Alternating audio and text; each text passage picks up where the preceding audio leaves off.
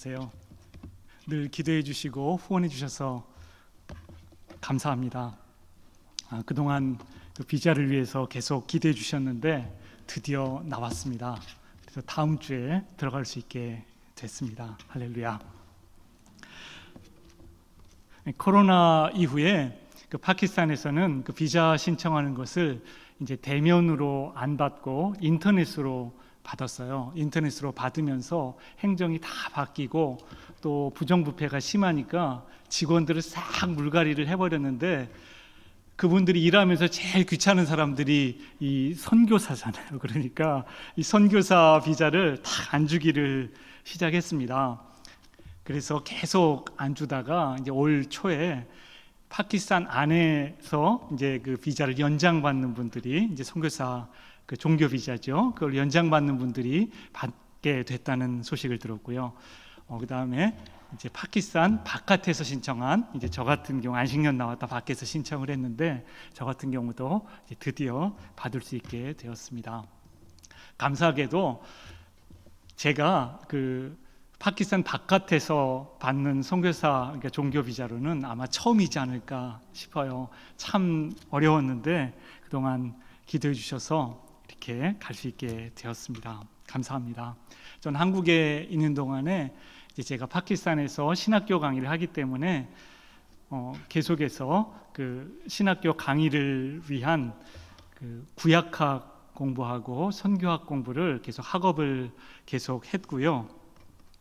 인터넷으로 계속해서 그 신학교 수업은 계속했습니다. 코로나 때문에 이렇게 인터넷으로 할 수 있는 그런 여건들이 되지 않았나 싶어요. 예전 같으면 그런 게 전혀 불가능했는데 파키스탄도 그런 것이 가능하게 준비가 돼서 인터넷으로 수업을 계속 했습니다. 이번 주에도 했고요. 다음 주에도 수업을 마치고 그리고 가려고 생각합니다.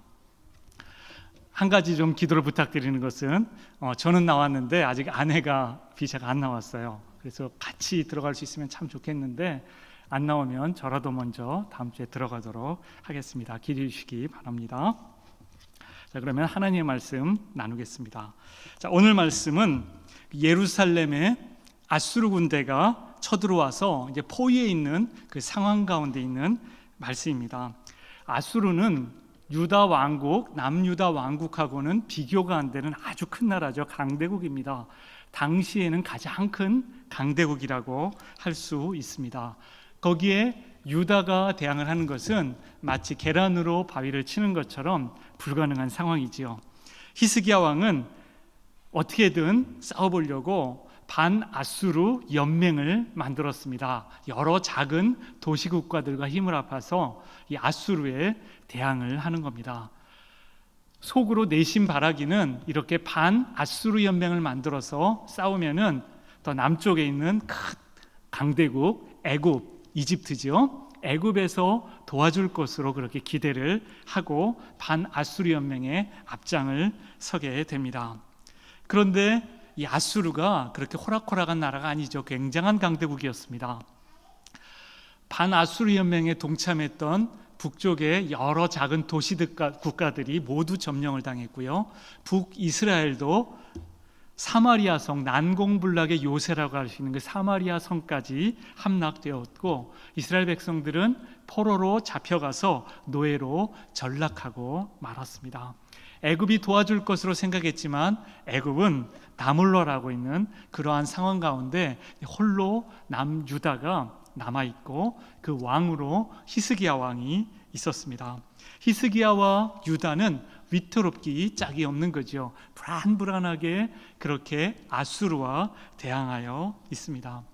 이 말씀 특별히 오늘 나누게 된 이유는, 오늘 우리가 살고 있는 바로 이 시대가 이 아수르에 대항하여 홀로 외로운 싸움을 하는 유다의 모습과 참 비슷하다 하는 그런 생각을 했기 때문입니다. 코로나로 온 세상이 망가뜨려져 버렸죠. 이 치열한 적자 생존의 전쟁터에서 나를 지켜줄 사람은 아무도 없는 것을 우리는 날마다 경험하며 살아갑니다. 신앙으로 살아가려고 한다면 신앙에서는 모두가 함께 살아가야 되고, 모두가 서로 도우며 살아가야 된다고 그렇게 가르치지만 막상 삶의 자리에서는 얼토당토 않는 그러한 상황 가운데 그 가르침이 공허하게 다가옵니다. 오히려 앞장서서 탐욕을 추구하는 교회는 비난과 조롱의 대상이 되어버렸습니다. 사람들은 하나님을 원망하는 대신에 이제는 교회와 기독교인들을 비난합니다. 대다수의 기독교인들은 이제 기독교 신앙을 가지고 있는 것을 부끄러워하게 되었습니다. 사회생활하면서 직장생활하면서 그곳에서 내가 기독교인입니다 자신 있게 말할 수 없는 그런 때가 되어버렸습니다. 마치 히스기야 왕이나 유다의 백성들이 처했던 상황처럼 참으로 난처하게 어렵게 그렇게 살아가야 하는 겁니다. 그 상황을 오늘 말씀 앞부분에 나오는 열왕기하 18장에는 더 자세히 묘사해 줍니다. 앞부분은 아주 호기롭게 시작합니다. 히스기야 왕은 종교개혁을 했습니다.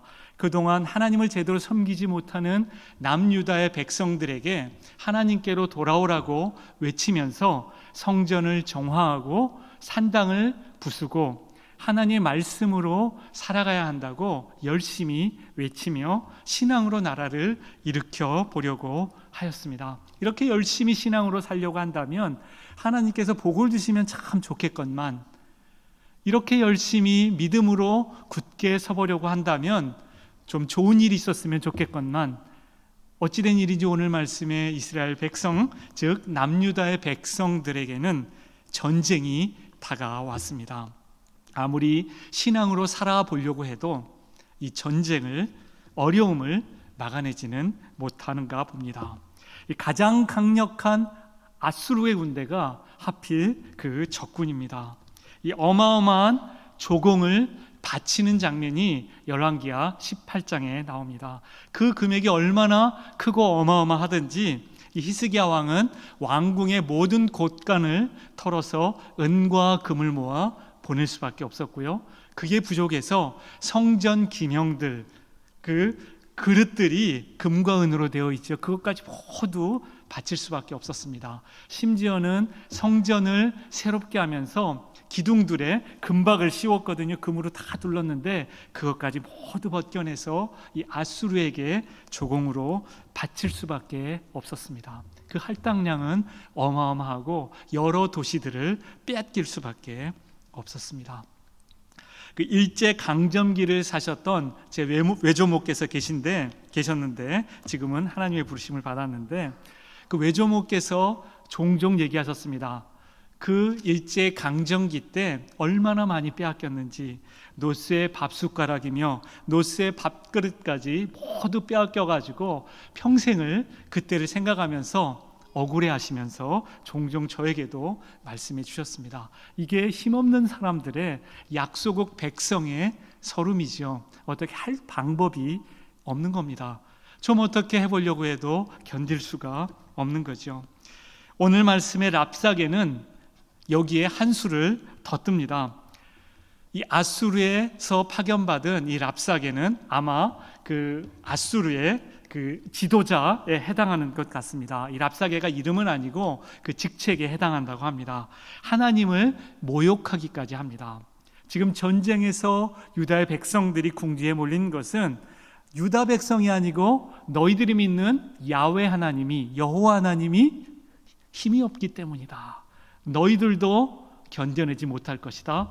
야훼 하나님도, 여호와 하나님도 견뎌내지 못할 것이다. 그렇게 말하면서 하나님을 비웃습니다. 이스라엘 이전에 여러 도시국가들의 그 신들도 아수르에 무릎을 꿇었다. 너희들도 무릎을 꿇어라. 너희들이 섬기는 신은 참신이 아니다 하면서 하나님을 모욕합니다. 이런 장면이 성경에 또 나오죠.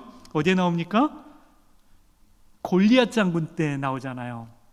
골리앗 장군이 쳐들어와서 이스라엘 백성들 앞에서 하나님을 모욕했습니다. 딱 이 장면이에요.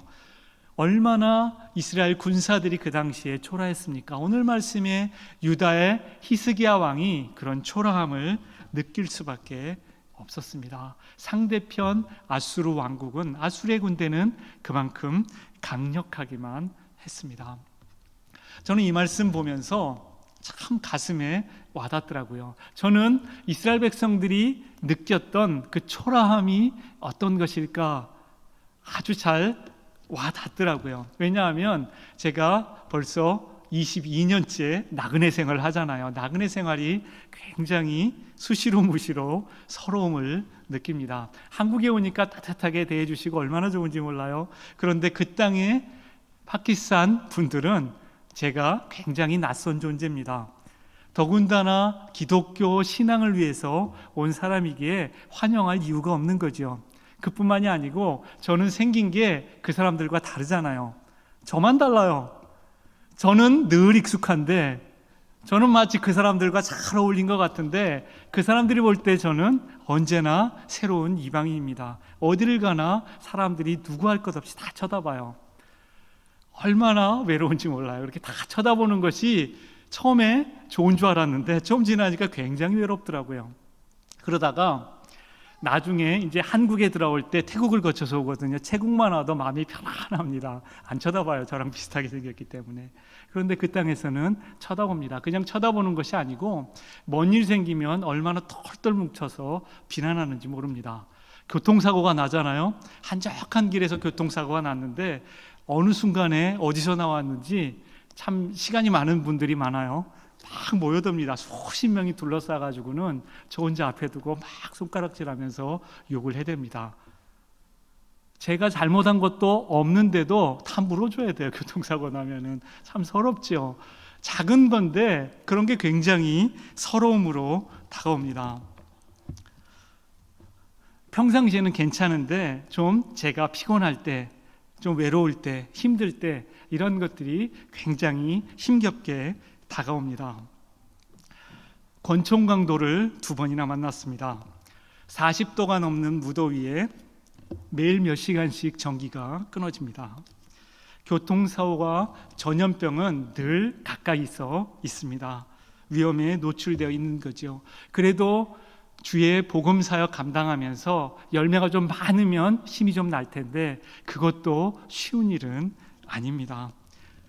여러 선교사님들 이제 한국에 와서 만나 뵈면 파키스탄이 굉장히 힘들다는 생각을 많이 하게 되더라고요. 다른 선교사님들하고 이야기를 해봐도 그 면에 있어서는 뒤지지 않을 만큼 여러 가지 사건들을 이야기할 것들이 저에게 있습니다.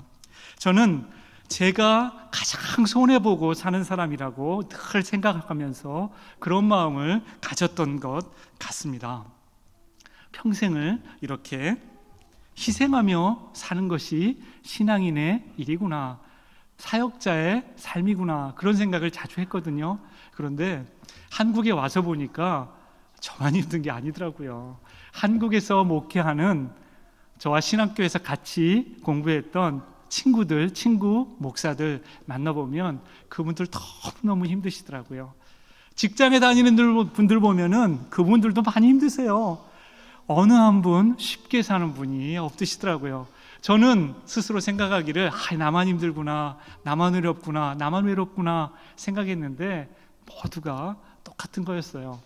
더군다나 신앙으로 살려고 한다면 어느 누구 할 것 없이 이 세상에서 쉬운 삶은 없습니다. 왜냐하면 세상은 우리가 신앙으로 사는 것을 별로 좋아하지 않기 때문에 그렇습니다. 신앙인으로 사는 것은 늘 그렇게 여러 가지 어려움에 직면하여 살 수밖에 없는 거죠. 그렇지만 우리 안에 이겨낼 힘이 있으면 이겨내겠지요. 그런데 자주 무너지는 자신을 발견하지는 않으십니까? 저는 선교사고 또 목사기도 하고 평생을 신앙생활하지만 내 안에 그러한 힘이 없다는 생각을 자주 하곤 했습니다. 그렇게 힘이 없어 보이는 자신을 돌아볼 때 오늘 말씀이 얼마나 힘이 되고 은혜가 되는지 모릅니다. 내 안에 이겨낼 힘이 없지만, 내 안에 가진 것이 없지만, 내 안에 그 어떤 강력한 권세가 없지만 여호와의 열심히 이 일을 이루시리라. 아멘. 내가 하는 것이 아니고 내가 이루는 것이 아니고 내 안에 그 어떤 무엇이 있어서 해낼 수 있는 것이 아니고 나는 아무것도 아니지만, 나는 초라하지만, 나는 연약하지만 내 안에서 우리 하나님께서 그 일을 당신의 열심으로, 주님의 열심으로 이루어 주시는구나 하는 것들을 경험합니다. 작은 소망을 하나님 안에서 발견하게 된다면, 그 소망의 작은 징조를 발견하게 된다면 어려움도 등이 이겨낼 수 있는 거죠. 오늘 말씀 29절입니다. 함께 한번 봉독하실까요? 열왕기하 19장 29절 같이 봉독합니다. 또 내게 보일 징조가 이러하니 너희가 금년에는 스스로 자라난 것을 먹고 내년에는 그것에서 난 것을 먹되 제3년에는 심고 거두며 포도원을 심고 그 열매를 먹으리라. 또 내게 보일 징조가 이것이니, 소망의 징조입니다. 너희가 금년에는 스스로 난 것을 먹고, 내가 땀 흘려 일해서 소출을 거둔 것이 아니죠. 스스로 자라난 것을 먹는 겁니다. 전쟁 중에 농사 지을 수 없었고, 전쟁 중에 그 어떤 것도 할 수 없었지만 하나님께서 먹여 주시는 거지요. 내년에는 그것에서 난 것을 먹되, 올해뿐만이 아니고 내년도 먹여 주십니다. 제 3년에는 심고 거두며 포도원을 심고 그 열매를 먹으리라. 할렐루야. 3년째가 되면 이제는 심고 거두어서 열매도 거둘 날이 오겠다는 말씀입니다. 이 소망의 말씀이에요. 우리에게 힘이 됩니다. 올해 당장 열매를 못 거둘 수 있지요. 올해 어렵고 지쳐 쓰러져 있을 수도 있습니다. 아무것도 할 수 없어 낙담해서 그저 숨도 못 쉬고 헉헉거리며 있을 수도 있습니다. 그렇지만 스스로 자라난 것으로 먹도록 하시는 거죠. 내년에도 그것에서 난 것을 일하지 않았지만 먹여 주십니다. 이 어려움의 때를 견디어내면, 그 때를 지나고 나면 제3년에는 심고 거두고 포도원을 심고 그 열매를 거두리라 약속하십니다. 파키스탄 선교하면서 쉽지 않았어요. 열매가 그렇게 많이 보이는 것 같지도 않았습니다. 늘 마음에 조마조마합니다. 그 상황 가운데 지금은 열매가 당장 보이지 않을지라도 하나님께서 그곳에서 이제는 열매를 거두게 하시겠다는 소망의 말씀입니다. 계속하는 31절 말씀 보시겠습니다. 제가 봉독합니다. 남은 자는 예루살렘에서부터 나올 것이요 피하는 자는 시온산에서부터 나오리니 여호와의 열심히 이 일을 이루리라 하셨나이다 하니라. 여호와의 열심히 이 일을 이루리라. 위험을 피하고 살아남을 수 있도록 해주신 것도 내 능력 아니고 여호와의 열심입니다. 그 땅 가운데 나를 먹여주신 것도 내 열심 아니고 여호와의 열심입니다. 그곳에서 견디며 살아가며 주의 일을 이루도록 하시는 것은 내가 아니고 여호와의 열심입니다. 우리의 삶의 자리에서, 우리의 가정에서, 우리의 직장 가운데, 이 나라 가운데 주께서 일하십니다. 내가 일하는 것 아니고 주께서 일하십니다. 우리 주께서 일하시면 그 열매를 거두어 주실 것입니다. 주께서 일하시면 제3년에는 소출을 내고 열매를 낼 것입니다. 그 3년이 곧 눈앞에 다가왔음을 기대하시기 바랍니다. 하나님께서 우리 안에 소망을 두고 이 일을 시작하셨으니 이제 그 일을 이루어 주실 것입니다. 이제 안식년을 마치고 다시 파키스탄으로 들어가는데 제가 무엇을 할 수 있겠습니까? 처음 파키스탄에 갔을 때는 생각했어요. 내가 파키스탄을 개혁하리라. 파키스탄에 수천 개의 교회를 세우고 파키스탄을 기독교 국가로 만들어내리라. 큰 일을 이룰 줄 알았습니다. 이제 다시 들어가며 생각이 바뀌었습니다. 주님, 내가 할 수 있는 것이 아무것도 없습니다. 그렇지만 주의 열심히 그 일을 이루실 것을 확신합니다. 내 안의 소망은 참 작은 것이지만 하나님께서 이 부족한 저를 통하여 주의 일을 이루실 것을 믿습니다.